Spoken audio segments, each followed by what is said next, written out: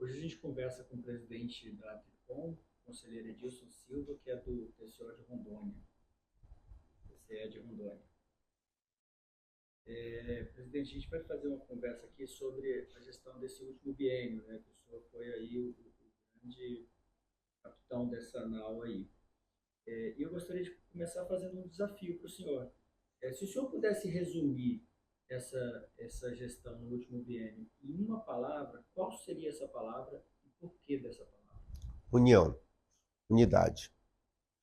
Isso porque meu grande desafio como presidente da Atricom, porque já conheci o funcionamento da Atricom, porque contribuí com os ex-presidentes, vi a dificuldade de você unir todo o sistema, cada conselheiro, cada conselheira, cada conselheiro substituto, cada conselheira substituto, o próprio Ministério Público de Contas, os auditores e auditoras, em prol de um propósito, que é o propósito constitucional que nos une, que é bem defender o interesse da sociedade, o destinatário das nossas ações. As nossas ações, elas se voltam a atender a necessidade do povo brasileiro.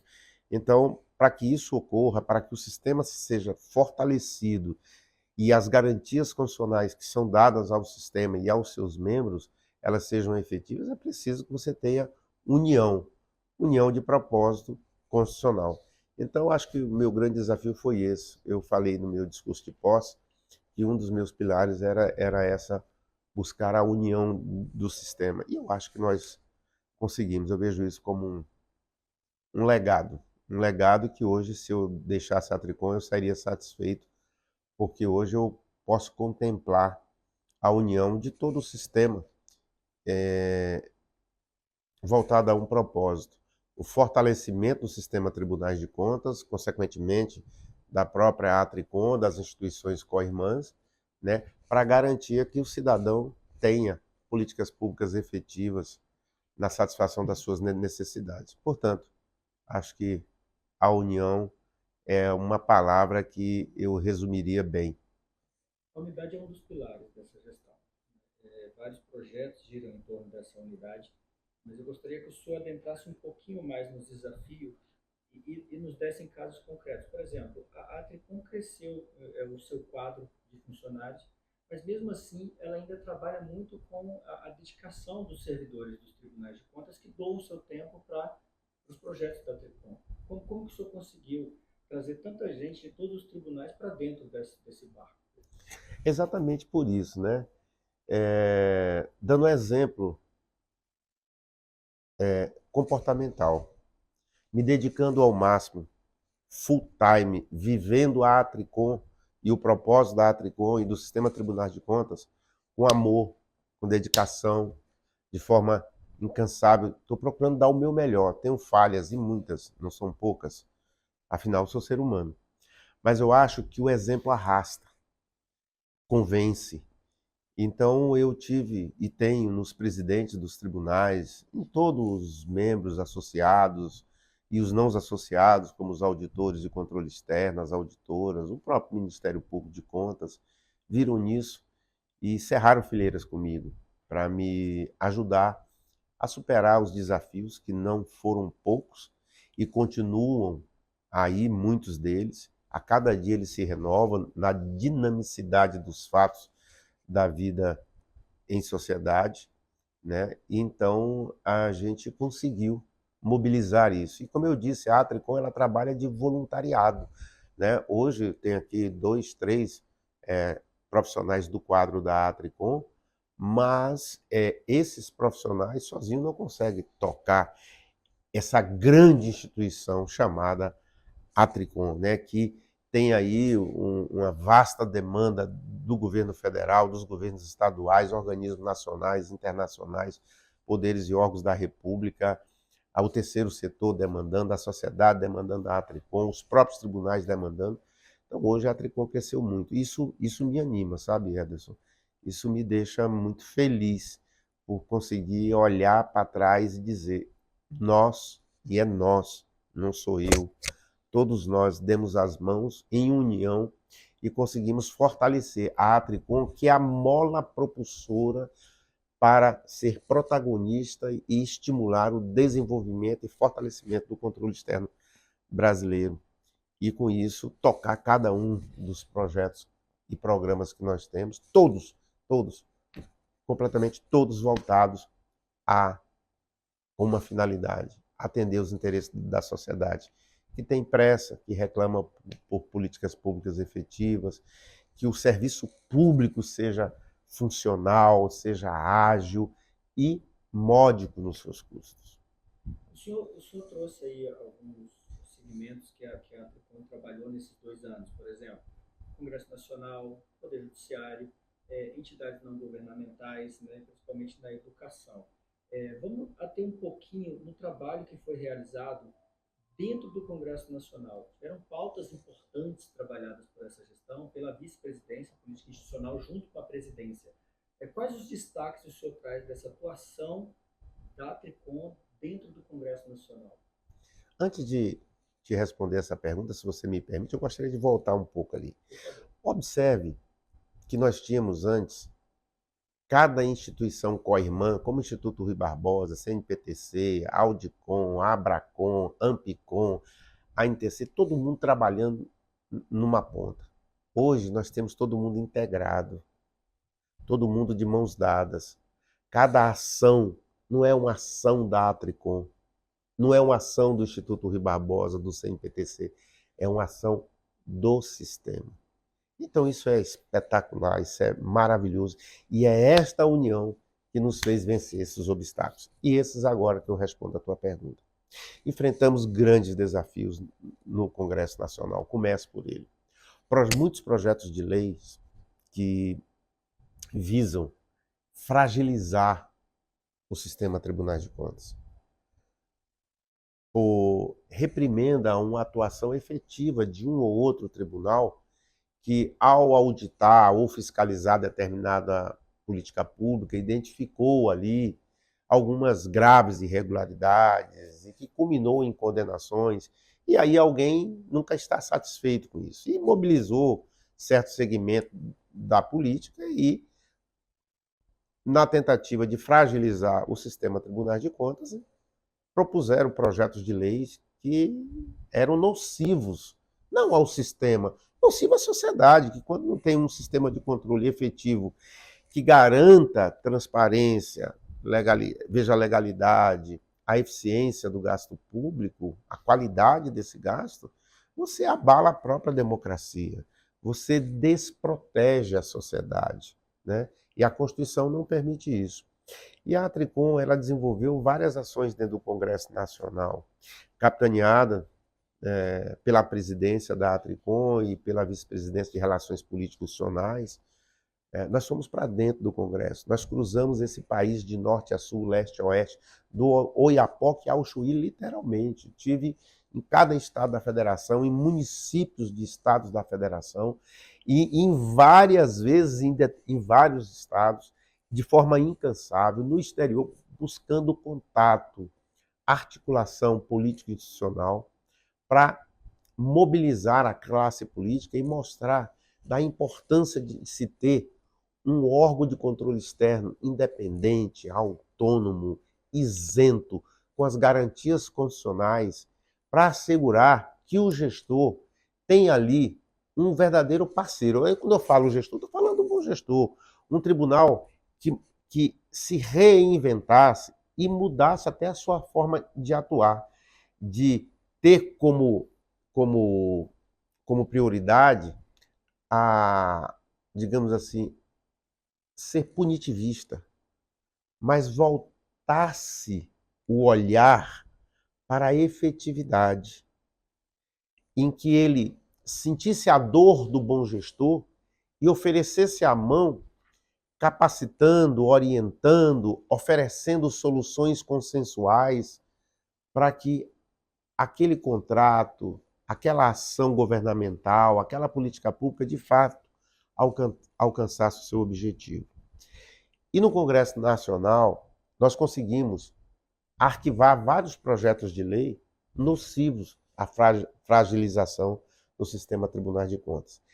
E veja você, na outra ponta, aprovamos projetos que fortalecem, que melhoram o sistema de controle, que melhoram a administração pública, Porque melhorar a administração pública, os processos da administração pública, facilita o nosso trabalho, estrutura a aplicação dos recursos públicos, garante rastreabilidade e transparência. No caso das emendas PIX, nós contribuímos muito ali no Congresso Nacional, na edição da lei que regulamenta e cria balizas objetivas ali para o rastreamento e transparência dessas emendas. Atuamos no Supremo Tribunal Federal, ali em parceria com o próprio Supremo, na estruturação, rastreabilidade e levantamento disso, em todo o sistema nacional, e já falo disso. Mas no Congresso Nacional, nós também atuamos na reforma administrativa. Hoje, os tribunais de contas estão inseridos na fiscalização do IBS. Nós ganhamos ali um alargamento das competências dos tribunais. Ponto relevantíssimo nessa questão. Avançamos também nas alterações que foram promovidas na Lei de Responsabilidade Fiscal, ali contendo danos. Queriam tirar as amarras, deixar mais flexível os índices fixados naquele instrumento normativo, e nós conseguimos ali contornar, contendo danos. Avançamos no Plano Nacional de Educação, em que a Atricom trabalhou efetivamente para isso, e, digamos assim, uma vitória para mim que marcou a minha vida e acho que marcou a vida do sistema Tribunais de Contas, que foi a aprovação da PEC da essencialidade. A primeira emenda constitucional que é destinada e exclusiva ao fortalecimento do sistema Tribunais de Contas. Veja que tivemos história de tantos projetos de emendas constitucionais de extinção dos Tribunais de Contas, de redução dos poderes, prerrogativas e competências dos tribunais. No momento em que o país está conflagrado, dividido, do nós contra eles, em que se tem uma proposta de emenda de reforma administrativa, que é necessário que se reforme o Estado brasileiro, mas com responsabilidade, com maturidade, com sabedoria, com amplo diálogo com a sociedade, e não uma aprovação da noite para o dia, sem diálogo efetivo, né? Nós conseguimos pautar isso no Congresso Nacional, em que aí a união fez a diferença. A união de todos nós, cada um fazendo a sua parte, dialogando com os parlamentares, dialogando com as lideranças partidárias. Novamente, eu percorri, juntamente com tantos colegas, o Brasil todo. E não teve finais de semana, não teve sábado, domingo, feriado, dia santo. Estivemos presentes em vários estados e aqui em Brasília, interagindo com o Congresso, com o presidente Hugo Mota, com o presidente Davi Alcolumbre, com o presidente Rodrigo Pacheco. Conselheiros nos ajudaram bastante nisso, presidentes de tribunais. Cito dois conselheiros como exemplo: o conselheiro Michel, do Amapá, o conselheiro Duval Ângelo, de Minas Gerais, o conselheiro João Antônio, lá de São Paulo, o próprio conselheiro Valdeci, o presidente, ex-presidente da Atricom, Miola, enfim, todos deram as mãos, todos ajudaram, né? E o presidente da Atricom, como comandante de um grande exército, não tem que estar atrás, ele tem que estar à frente. E eu me pus nessa posição e com os colegas nós marchamos e cerramos fileiras ali para o Congresso Nacional. E com a graça de Deus, no último dia 4 de novembro, foi um dia histórico em que nós comemoramos a aprovação da PEC da essencialidade. Aproveito para deixar o meu agradecimento especial a cada um que direto ou indiretamente contribuiu. Citei esses nomes apenas como exemplo de pessoas de um exército que deram as mãos, mas quero destacar aqui um agradecimento especial ao presidente da Câmara dos Deputados, o deputado Hugo Mota, a quem eu vinha dialogando várias vezes. Só na Paraíba eu tive 8 vezes conversando com ele na Paraíba, fora o que eu falei com ele aqui em Brasília. sempre muito atencioso, é movido por um espírito republicano e determinado de fortalecer o sistema de controle externo para que a administração melhorasse na aplicação dos recursos públicos. Também quero agradecer ao presidente Davi Alcolumbre e ao presidente Rodrigo Pacheco. Foram dois atores essenciais no Senado da República, na aprovação da PEC quando por lá passou, e agora aguardamos apenas a promulgação da PEC, que será um outro dia histórico em que todos nós lá estaremos. Mas foi uma vitória extraordinária, mas que essa vitória não nos dá tranquilidade. Ela nos dá, num primeiro momento, a sensação de proteção, mas a proteção nós teremos se formos reconhecidos pela sociedade como de fato o somos, pela essencialidade das nossas ações, nos comunicando melhor com a sociedade, estando próximo da sociedade, cuidando daquelas ações mais sensíveis para que ela possa entender que quando nós auditamos uma despesa da saúde, nós estamos cuidando que o serviço público de saúde de fato funcione. Quando nós auditamos da educação, nós estamos cuidando da educação dos seus filhos. Quando cuidamos de fiscalizar, de auditar uma obra de infraestrutura, nós estamos garantindo que cada centavo público de fato foi aplicado ali, observando a legalidade, a economicidade, a transparência, a rastreabilidade e garantindo que a sociedade receba aquela política pública o mais rápido possível. A PEC da essencialidade, para mim, presidente, em especial, eu vejo que ela tem dois dos pilares da TRICOM, unidade e integração. Né? No dia da votação, eu estive lá com o senhor e com todos os outros conselheiros, eu pude ver o tanto que o sistema está integrado, está trabalhando em um corpo só. E aí, já entrando nessa questão do debate desses pilares da TRICOM, no campo da integração, houve um trabalho muito pontual e também de expansão por meio das redes criadas.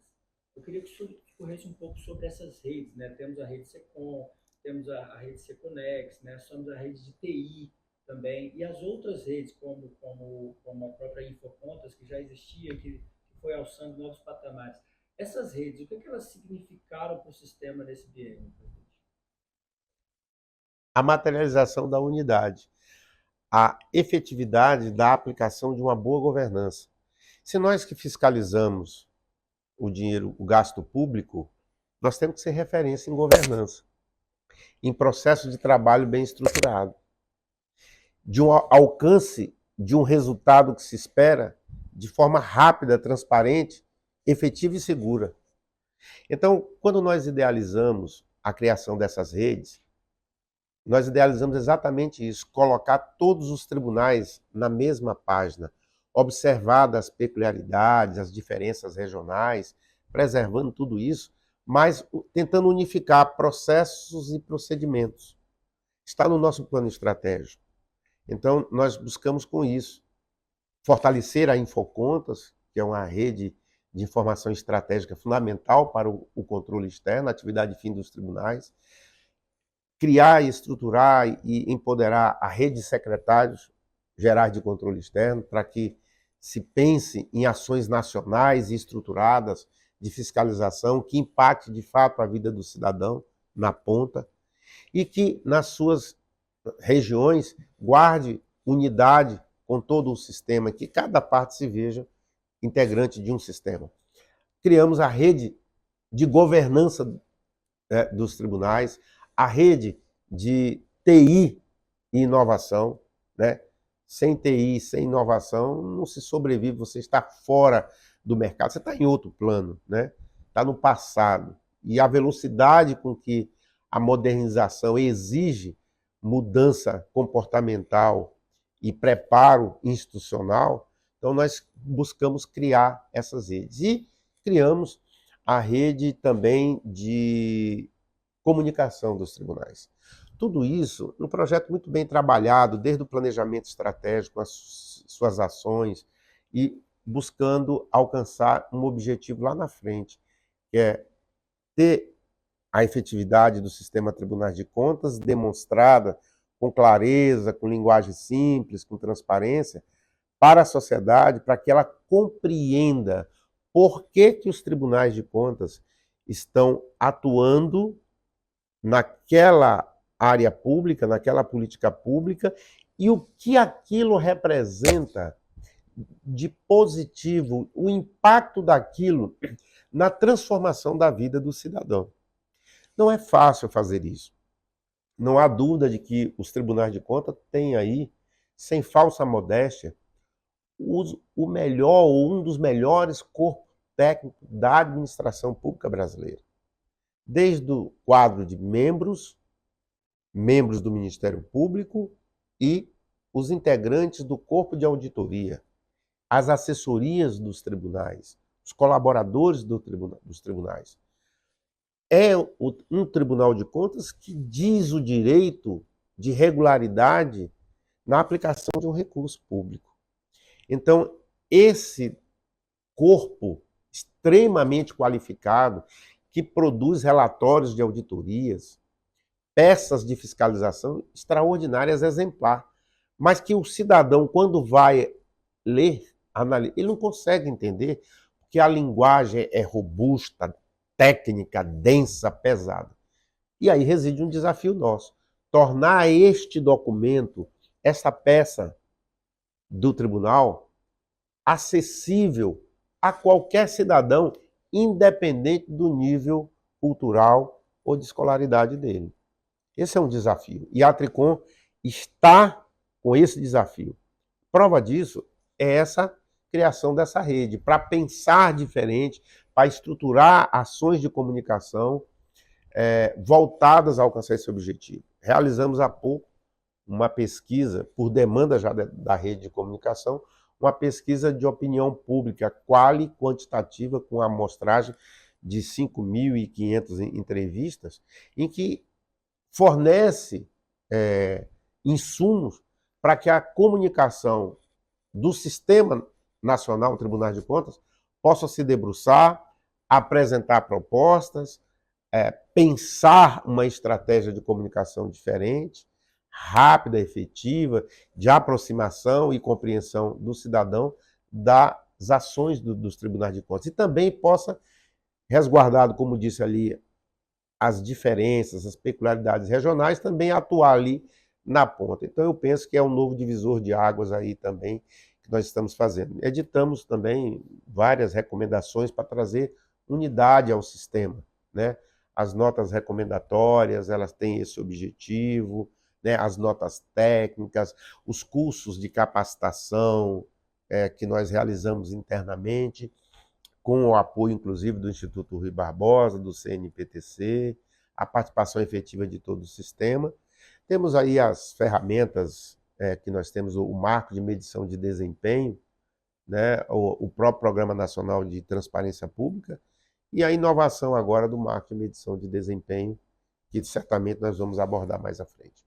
Eu já ia entrar nesse tema, presidente, porque a gente vai voltar sempre na palavra unidade, né? A sua escolha não foi um acaso. A gente vê que a gente vai, volta e de repente a gente cai mais uma vez na unidade. E a unidade que traz tanto o MMD-TC, que agora é MMD-ITC, né? Temos essa novidade do impacto que os tribunais geram na sociedade. O próprio Programa Nacional de Transparência Pública também está englobado nessa unidade. E aí eu peço que o senhor avalie na seguinte visão. Nós cuidamos da nossa casa com o MMD, a gente olha para dentro, e com o PMTP a gente olha para fora. Essa dualidade, presidente, qual a importância disso e por que a gente tem mantido esse tipo de estratégia para se comunicar conosco mesmo e com a sociedade? Pois é, são 44 projetos no total, ou um pouco mais. Desses, você está destacando esses dois. São dois grandes. Eu já chamo até de ações, que é o Marco de Medição de Desempenho e o Programa Nacional de Transparência Pública. O primeiro, ele cumpriu com o seu dever desde a sua implantação, na verdade, lá na gestão de Antônio Joaquim, que ainda era o QATC. E depois, na gestão de Valdeci Pascoal, deu um salto, virou a chave e já se mudou para um marco de medição de desempenho dos tribunais de contas. Fábio Nogueira também deu a sua contribuição, inovando também essa ferramenta. Miola empoderou, fortaleceu na sua gestão o marco de medição de desempenho. E agora, eu, com a experiência que tive durante mais de 10 anos como coordenador técnico, um privilégio que tive por ser convidado pelos ex-presidentes para coordenar esse projeto, que é o marco de medição de desempenho, vi que com a transformação que a sociedade vem sofrendo rapidamente ao longo dos anos, e mais especificamente pós-pandemia, nós precisávamos e precisamos atualizar essa ferramenta. Para quê, Edilson? Para exatamente nos aproximar da sociedade e nos fazer sentir presentes ali também, na solução de muitos conflitos no seio da sociedade e emprestar resolutividade a isso, através do consensualismo, através da orientação, através da fiscalização, através da punição quando preciso, mas num diálogo mais aberto com esses atores da sociedade. Nós demos uma parada no marco de medição no ano passado para reformular todo ele. Vamos reformatar, digamos assim, né? Com a ajuda de especialistas, com consultorias e a mão de obra qualificadíssima que nós temos, a participação dos nossos auditores e auditoras, membros dos tribunais de contas, do próprio Ministério Público. Estamos construindo agora um novo marco de medição de desempenho, que traz em si agora o termo inovação, o impacto, né? Nós precisamos, até então nós cuidávamos para dentro, ver estrutura e processo dos tribunais de contas, que melhoraram significativamente. E agora nós precisamos partir para a mensuração, a análise e o acompanhamento e monitoramento das ações resultantes da utilização dessa estrutura e desses processos de atuação dos tribunais de contas na sociedade, medindo o resultado e o impacto desse resultado na vida da sociedade. E este ano, até o final deste ano, nós devemos já dar o start agora no nosso Congresso Nacional, apresentando já as diretrizes, e ano que vem nós finalizamos já essa atualização para 2027, no início do ano de 2027, começarmos a rodar o novo marco de medição de desempenho e impacto dos tribunais de contas. Então agora ele está baseado em 4 grandes eixos: estrutura, processos, resultado e impacto da atuação. Traz um grau de complexidade maior ainda, com quase 500 critérios, mas que certamente a sociedade colherá melhores frutos desse projeto. E tenho certeza que o sistema Tribunais de Contas sairá mais fortalecido e certamente mais legitimado pela a sociedade. E então veja que agora a gente sai um pouco com o marco de medição, que era só para um olhar interno, para continuar o olhar interno, mas se abrir para o mundo exterior, apresentando os resultados e mensurando o impacto disso. E temos também o Programa Nacional de Transparência Pública, que é um direito subjetivo constitucional do cidadão de saber quanto se arrecada, o que se arrecada, onde é aplicado, como é aplicado, por que foi aplicado e se dessa aplicação desse recurso resultou algum ganho para ele. E aí nós criamos o Programa Nacional de Transparência Pública, que foi criado na gestão do conselheiro César Miola. E que agora, na nossa gestão, nós demos uma reformulada nele também, para darmos continuidade, né? Que é um dos pilares também da nossa gestão, a continuidade. Continuidade é valorizar aquilo que de fato tem valor. é dar continuidade, é aperfeiçoando, é modernizando, é inovando também. Então, o Programa Nacional de Transparência Pública, esse ano, bateu um recorde de mais de 10 mil portais avaliados, em que a sociedade terá, através de um programa que é o Radar da Transparência, na palma da mão, em tempo quase que real, a sua as informações de quanto se arrecada e como se aplica o dinheiro dele.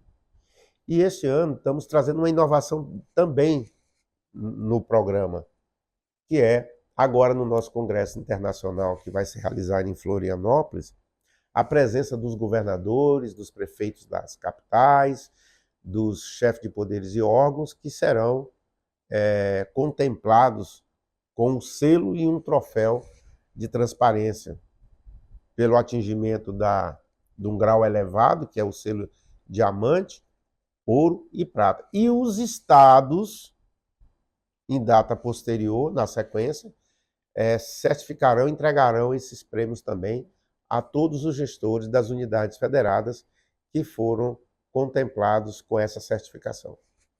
Perfeito, presidente. Uma outra linha de atuação da Tricom nesse biênio que ficou muito marcada também, que sempre o senhor fala no seu discurso, o senhor exige de todos que estão envolvidos nesse processo, é inovação, inovar. E uma das grandes inovações que surgiu nesses últimos 2 anos foi o consensualismo, né? Algo que veio com muita força, que os tribunais têm investido nisso, né, em mesas de consenso, e tem até secretarias especializadas em alguns tribunais já trabalhando especificamente isso. Esse consensualismo, o que ele significa para os tribunais e também para a sociedade?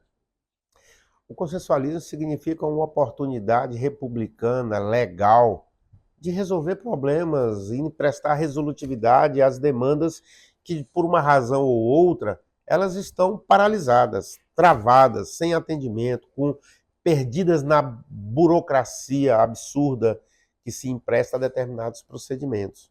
Eu falo de burocracia desnecessária.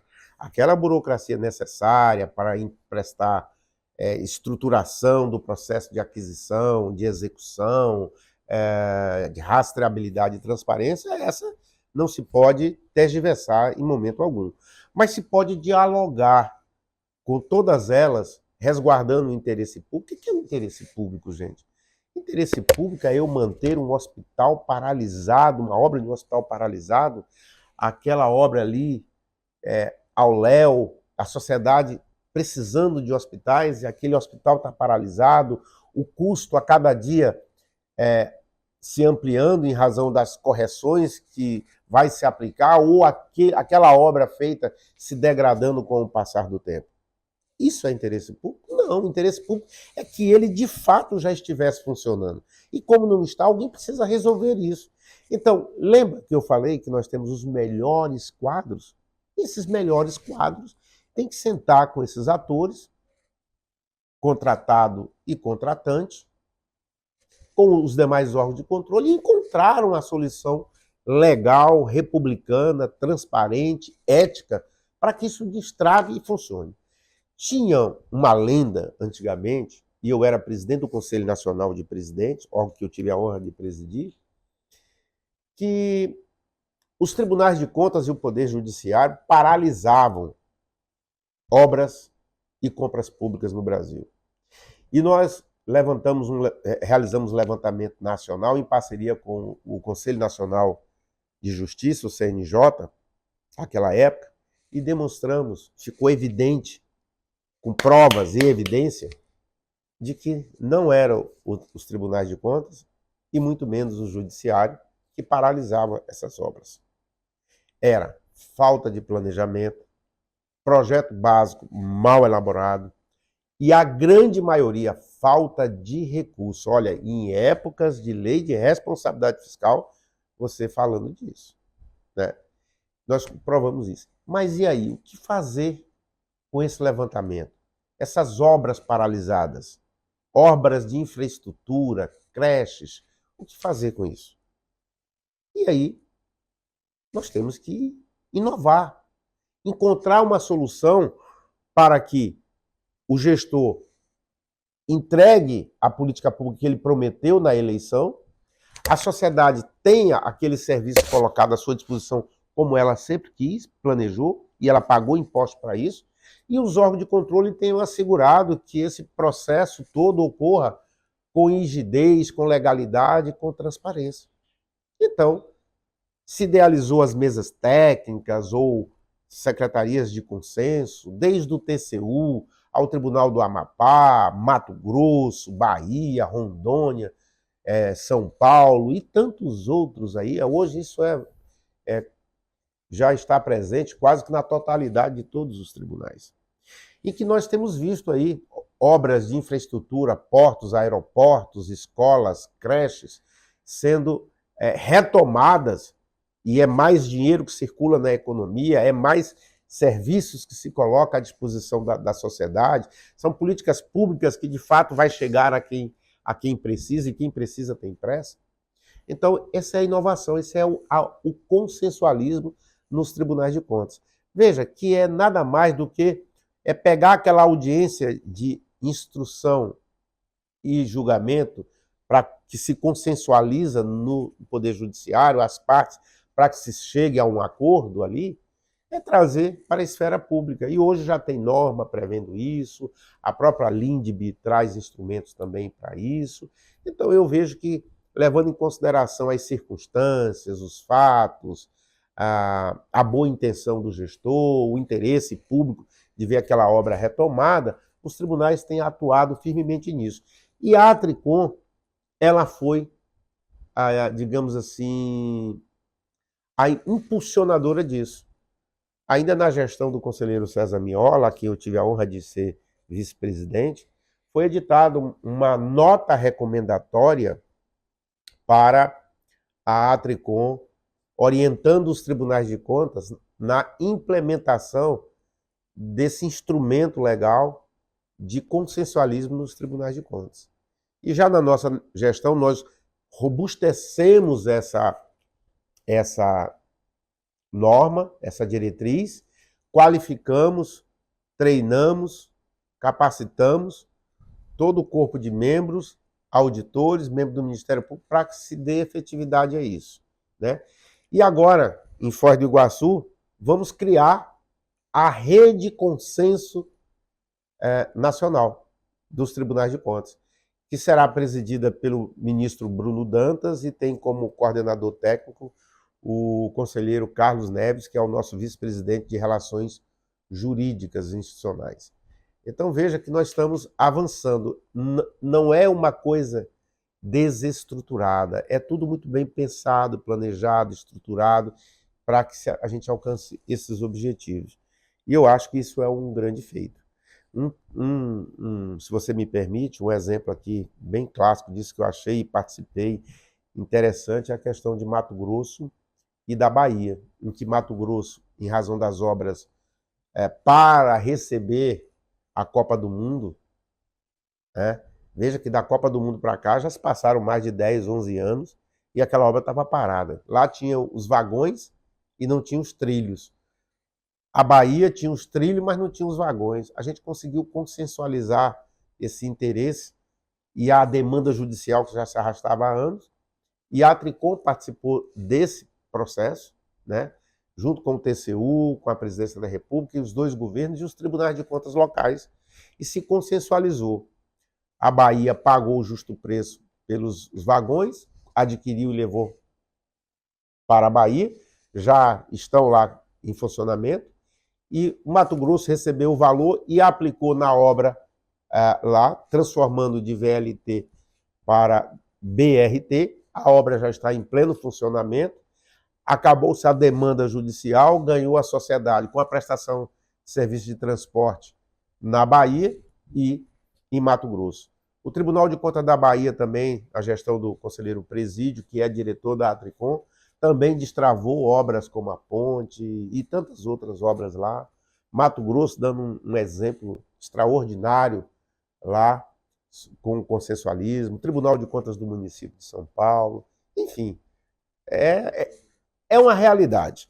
E isso desmistificou aquele papel aquela imagem que todos tinham de que os tribunais de contas são órgãos punitivistas. Não, não são.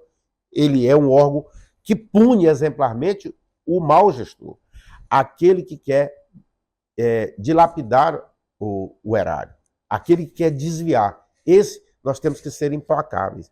Mas um gestor que está imbuído do melhor propósito, que quer resolver e que lhe falta condições técnicas, de conhecimento, habilidades para isso, cabe a nós, órgão de controle, prevenir que se desperdice mais recursos ou que coloque isso em risco, né? E que ajude que aquele gestor, de fato, realize aquilo que ele prometeu no palanque eleitoral. Perfeito, presidente. Tem um outro projeto da Ficom, presidente, que chama muita atenção, que é o projeto do Código de Processo dos Tribunais de Contas. Gostaria que o senhor explicasse a importância desse código, né, que está aí em estudo e tudo, e por que ele é tão inovador. Olha,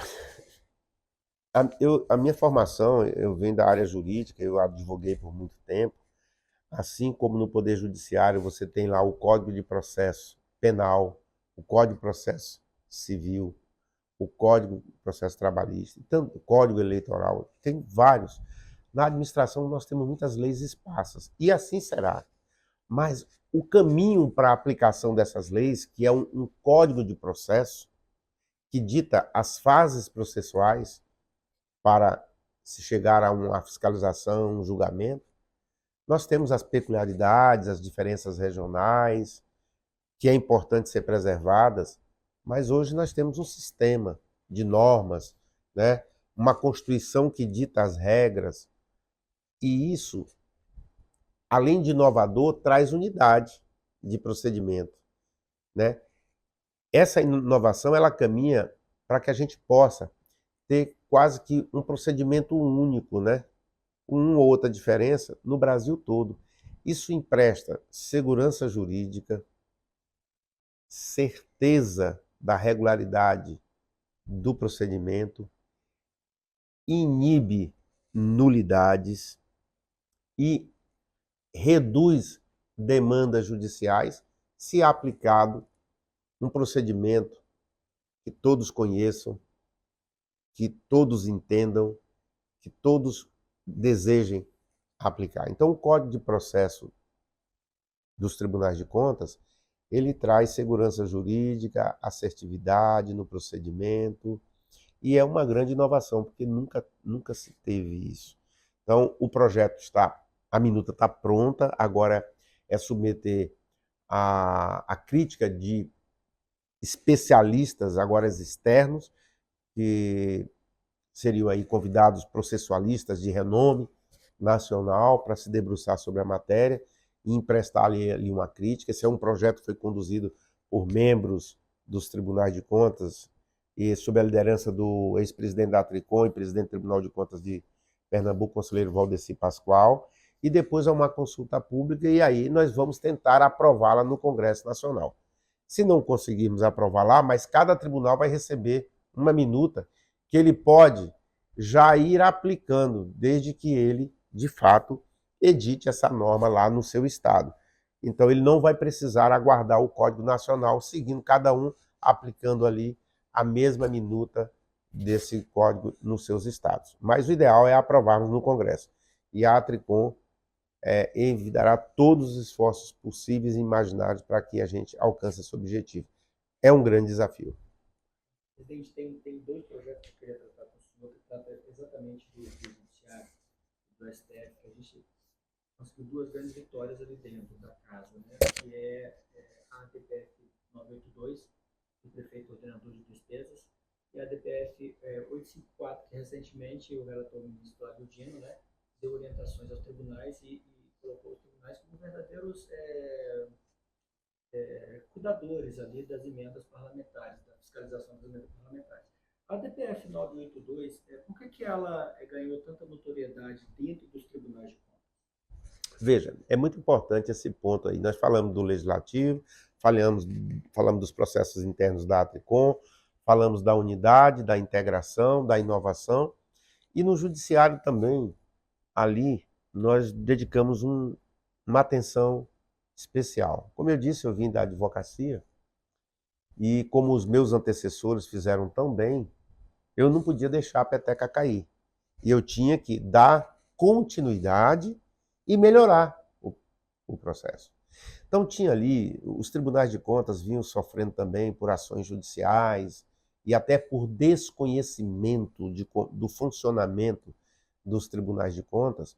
O judiciário muitas vezes vinha dando decisões muito contraditórias e decisões muitas vezes que de certa forma tolhiam, né, ou reduziam as competências, as atribuições dos tribunais de contas.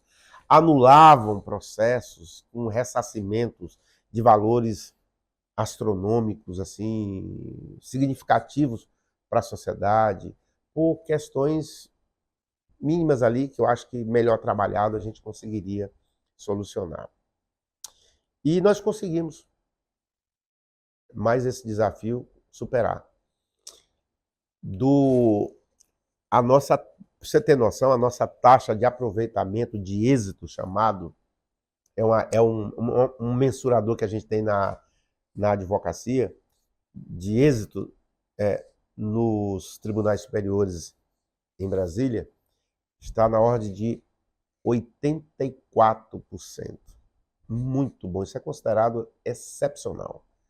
Isso é mérito da União, né?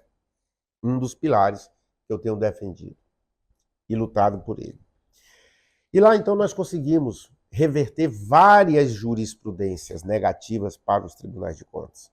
Muitas vezes promovendo ações, ADPFs, ADIs e outras, aproveitando os processos que lá já estavam, contribuindo como amigos cúria, ou como parte, ou distribuindo memoriais a cada um dos ministros. Há ministros até que brincam comigo, dizendo assim, que vão mandar fazer um crachá para mim lá para o gabinete deles, porque eu vivo lá toda hora dialogando republicanamente, conversando com os ministros, integrando memoriais e colocando ali à disposição com dados coletados pelos tribunais de contas, para que eles possam mensurar e ver a repercussão de eventual decisão que possa advir daquele processo. E a gente tem conseguido convencer, sabe, Ederson, os ministros das nossas teses. E você citou dois grandes exemplos, mas eu citaria também a súmula 347, que o ministro Gilmar defendia arduamente que ela não seria mais recepcionada, não teria sido recepcionada pela Constituição de 88. Ela teria sido revogada. E o Supremo já vinha, em várias decisões monocráticas de ministros, já sinalizando nessa direção. O próprio ministro Gilmar, ministro Alexandre, ministro Dias Toffoli e tantos outros ministros. E a gente conseguiu ali, né, com um trabalho de formiguinha, com dados e mostrando aos ministros a nossa tese e conseguimos convencer o ministro Gilmar Mendes, né?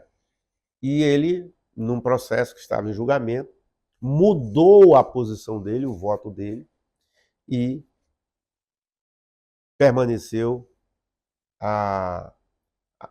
no entender do Supremo, a vigência da súmula 347, que os tribunais, em caso concreto, podem sim apreciar a constitucionalidade de atos normativos, já baseado em própria jurisprudência do Supremo Tribunal Federal.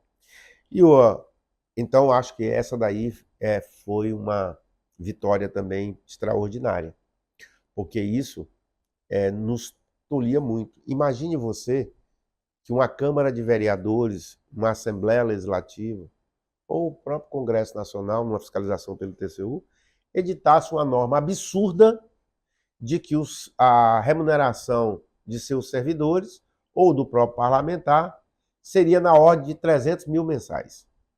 Como tem lei e os tribunais não podem apreciar a constitucionalidade desta norma para aplicá-la no caso concreto e não abstratamente, eu estou falando no caso concreto, aquele recurso poderia ser pago ad eterno até que alguém propusesse uma ação de inconstitucionalidade no Supremo Tribunal Federal ou no judiciário local, conforme o caso, para interromper aquele pagamento. Olha só, isso é uma ação que, se uma vez proposta, se arrasta aí por décadas, anos. E os tribunais são mais efetivos, porque ele está lidando mensalmente com aquela despesa. Então, hoje, em razão dessa ação da Atricom,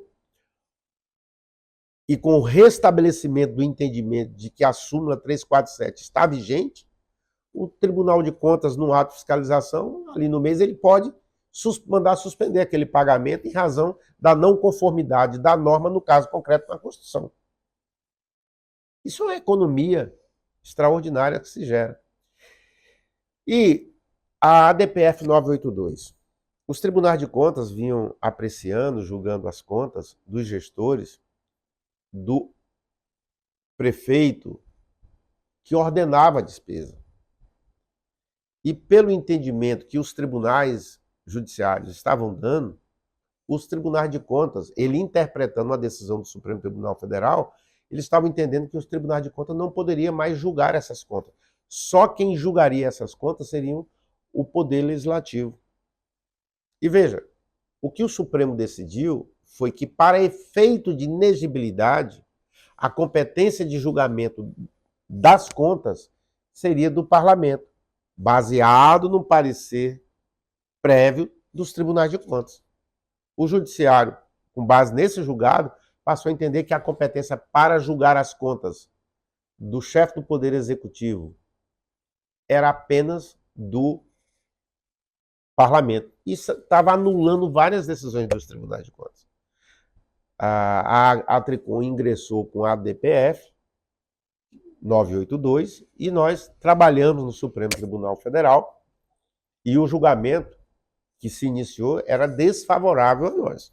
Nós conseguimos, ali no trabalho de diálogo com os ministros, de apresentar as evidências e de apresentar memoriais, nós conseguimos convencer a Corte de que residia a competência constitucional aos tribunais de julgar o prefeito ou o governador quando ele estivesse ordenando despesa.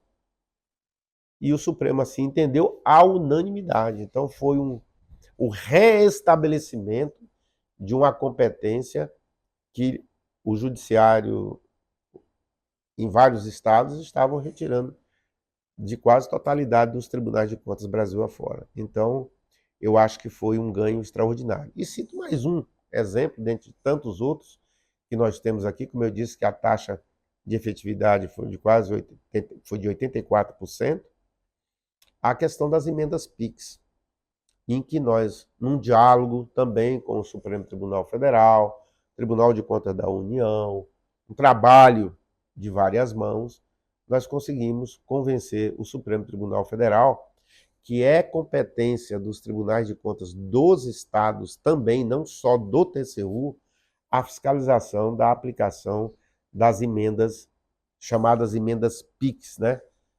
Tanto nos estados quanto nos municípios. E aqueles de recursos federais, e que o Tribunal de Contas da União iniciou o procedimento, ele também poderia fiscalizar, e o que os tribunais tivessem iniciado os seus procedimentos, ele seguiria nessa fiscalização, apreciação e julgamento dessas contas. Então, se alargou mais ainda as competências dos tribunais de contas. De modo que eu acho que nós temos aí, com base nesses 4 pilares e com as promessas que foram feitas ali no discurso de posse, que muitas vezes alguém acha que é um discurso de palavras bonitas e vazias. Para mim não, eu procurei levar isso a sério e ter como uma carta de navegação.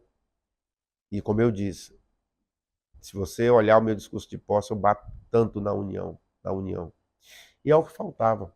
Foi a união que transformou tudo isso em realidade, que assegurou a implementação de todas essas vitórias, de projetos, ações e o fortalecimento do sistema no Legislativo, com a emenda constitucional, com os projetos de lei ordinária e complementares que foram aprovadas, no executivo, né, com os projetos de parcerias com o MEC, com a Presidência da República, com o Ministério do Planejamento, com o Ministério da Economia, Ministério da Saúde, com o CNJ, com o CNMP, com o próprio Supremo Tribunal Federal ali, com o Jornal da Atricom, e tantas outras, e no Judiciário com essas ações todas. E agora, com a sociedade, né? A sociedade, através do consensualismo, começa a sentir a presença efetiva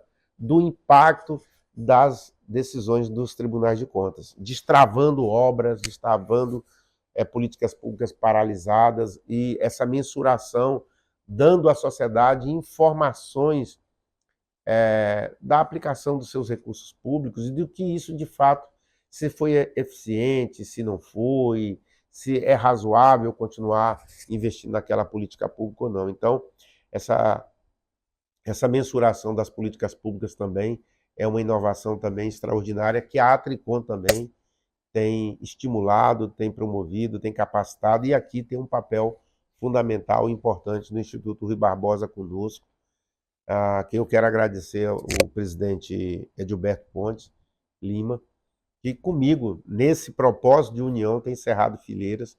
Nós temos trabalhado ali conjuntamente e a gente tem conseguido implementar muitas coisas. E na área internacional, a Atricom também tem feito parcerias extremamente relevantes, troca de experiência, atividades coordenadas conjuntas com a Espanha, com Portugal e tantos outros. Então, eu penso que a gente tem conseguido superar muitos desafios, mas olhando para trás e olhando para o presente, a gente vê que tem muita coisa ainda por fazer. Lógico que aquilo que eu me propus a fazer, tem coisa que eu não consegui, né? Nós não conseguimos ainda, mas nós vamos conseguir. Sabe por quê? Eu costumo sonhar, mas eu não sonho para deixar meus sonhos para trás. E com a graça de Deus, todos os sonhos que tive, todos eles eu pude realizar. Porque eu procuro emprestar foco, determinação e convencer as pessoas de que ele é viável e trazê-las junto comigo. Então, quando eu consigo fazer isso, se torna mais fácil a realização desse sonho. Então, tem muita coisa ainda para a gente fazer na área de tecnologia, na área de inteligência artificial, a gente ainda precisa avançar. Estamos lançando agora no Congresso a nossa minuta de nota recomendatória já para a regulação da IA no sistema de controle externo. Isso é outra inovação. Na aquisição, orientação na aquisição de sistemas. Meu grande sonho, Anderson, é que a gente possa unir todos os tribunais para adquirir sistemas únicos ou desenvolver sistemas únicos para todos os tribunais em suas atividades, fins e meios, de modo a tornar isso mais econômico, né? E deixar mais sistematizado ainda os processos e procedimentos nos tribunais. Então, é um desafio grande, mas não é impossível. E todo desafio que você o coloca como impossível é porque você não emprestou a ele a determinação que se precisa, a vontade de superar e conquistar a união que é preciso. Então, eu penso que com o propósito de bem servir, nós vamos alcançar esses desafios. E aquele que a gente não alcançar, mas vai ficar aí de diretrizes aí para as futuras gestões, se Deus quiser, serão muito mais exitosas do que a nossa. Presidente, já caminhando para o fim, gostaria que o senhor deixasse uma mensagem para todas essas pessoas que trabalharam, que se dedicaram, seja funcionários da Atricom, seja servidores dos tribunais, todas essas pessoas que dedicaram algum tempo para esses projetos e para essa gestão tão exitosa da Atricom. Gostaria que o senhor deixasse uma mensagem direta para eles. Eu quero dizer para eles que valeu a pena a união, valeu a pena todo o esforço, valeu a pena toda a dedicação. E dizer o seguinte, que continuemos unidos, que continuemos firme no nosso propósito de bem servir, de superar os obstáculos, de vencer os desafios, de alcançar nossos objetivos, de lutar pelo nosso propósito único que a Constituição nos deu, que é garantir que a sociedade seja atendida com rapidez, com transparência, com economia nas suas necessidades. Esse é o nosso propósito e que nós temos que lutar cada vez mais juntos. A nossa união, que está fazendo a diferença, vai continuar fazendo a diferença. Por isso, eu deixo aqui uma palavra de estímulo. Vamos continuar unidos, vamos continuar motivados, vamos continuar com esse propósito de seguirmos adiante. Não olhar para os obstáculos, nem os desafios, como se eles fossem impeditivos de uma ação nossa, mas olhar para eles como um obstáculo, um desafio que nós vamos superar com a nossa união, com a nossa determinação, com o nosso foco e com o nosso propósito de bem servir.